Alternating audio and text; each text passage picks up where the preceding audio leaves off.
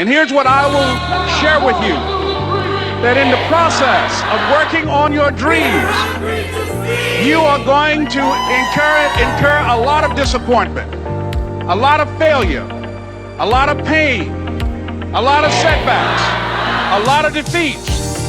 But in the process of doing that, you will discover some things about yourself that you don't know right now. What you will realize is that you have greatness within you. Life is full of experiences, disruptions, but what we have to do in the process of the disruptions, we have to transform to accommodate them. And so what I'm doing now is training speakers how to transform people, teach them the tools that they need to make it in and out of the pandemic. Who is it you have to be? What is it you have to do? What's the plan of action we have to execute so we can turn the disadvantage to our advantage and to win? Because we've always had to overcome the odds. That's right. Let me ask you a question. You talk about, you raising and kids making fun of you and how you overcame it now, right? Do you feel like the world is a lot softer now? Because I don't think kids could stand what you went through as a child. No, I don't think the world is a lot softer now. I just think that the tools to destroy a person's sense of self are more powerful. Can you give us an example of a quest video in terms of people being able to share that higher vision and enroll the audience? Why don't we do it under you take it's possible, Ona take it's necessary, and I take it's you. Let's do it like that. Go ahead. You start it first, and then Ona will pick it up from you. And then I'll do it. Okay. Let's go. We're listening. Come on, let's go. Y'all bring it. Ladies and gentlemen. All righty. So you're about to get live the first family of motivation. We'll keep this short and sweet. I'm going to start it off, okay? Go ahead. Ready? Yes. Okay, tell me when you're ready. We're ready. It's your time. You know who I'm talking about. You. It's time to leave the stage behind and be real. And there's nothing real about what you're doing if you're lying to yourself. Family of motivation. 1, 2, 3. First family of motivation. Let me get out of there. First family and motivation. Say it's possible. It's possible. You got something to say, Grandpa? Yes. You have something special. Honor, you have greatness in you, and I'm going to bring it out by tickling you. You have something special. And many people are suffering from something my dad calls possibility blindness.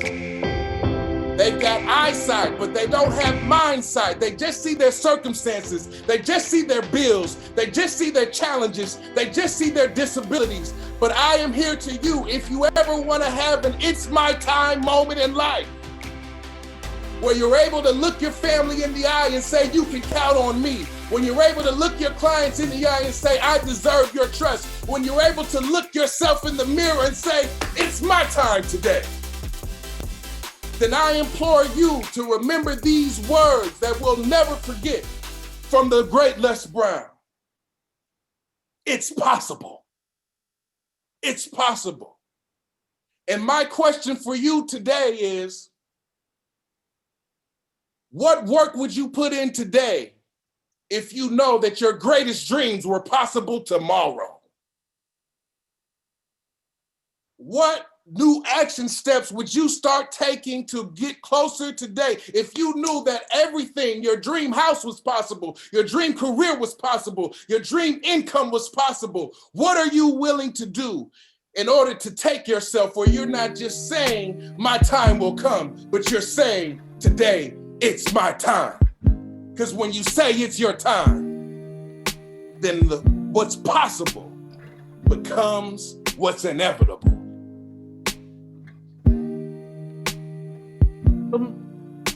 Woo!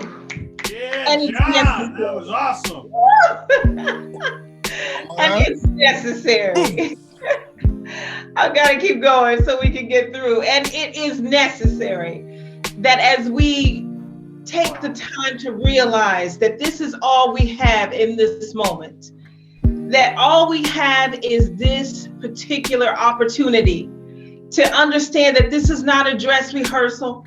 All we get is this particular moment of life, this particular moment of breath, this particular opportunity to live out our dreams, to own our dreams, and to understand that as we're pressing toward the mark of a higher calling, as we're tapping into our greatness and our power, we have to understand that it's necessary.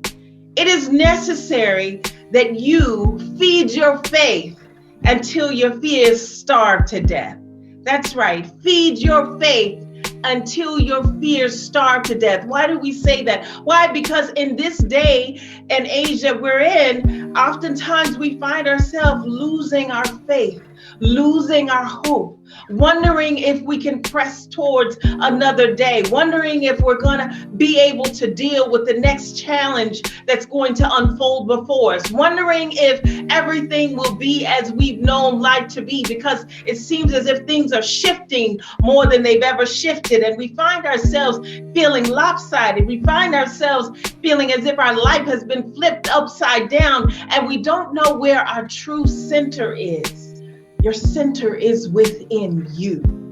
And so that's why it's important that it is necessary that you take the time to bathe in the silence. It's necessary that you take the time to remind yourself of who and whose you are. It's necessary that you expand your vision and that you get in that place of understanding that everything happens twice in life, once in your mind, then in reality. And it is also necessary that you surround yourself with other powerful dreamers and visionaries and agents of change, because they can pour into you on those days when you feel like throwing in the towel. They can lift you up on those days when you have forgotten.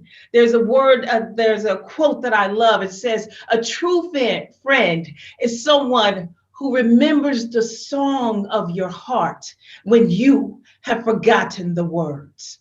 So remember that it is necessary for you to do what is required, for you to own your dreams, and for you to have what you're supposed to have in this life, and do what you're supposed to do in this life, and be who you were designed to be. Ladies and gentlemen, it's you. It's you.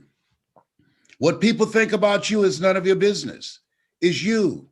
Don't allow other people's failures to become your fears. It's you. Don't compare yourself with them. You are unique. You're an unrepeatable miracle. And stop waiting. Stop waiting on the illusion of perfection. Abraham Lincoln had a point. People say good things come to those who wait. Yes, the things left by those who hustle. And you can expect to sit at the table of greatness when you have a willingness just to try and survive on the crumbs. When you know who you are, you don't try spending any time to share big dreams with people with small minds. Oh, it's you. And it's time for you to understand that in order to become the person that you need to become, you got to unbecome who you've been. Paul had a point that I must die daily. Yes, there are parts of you that must die so that you can unbecome who you've been and show up and live the authentic life that God has chosen you to live.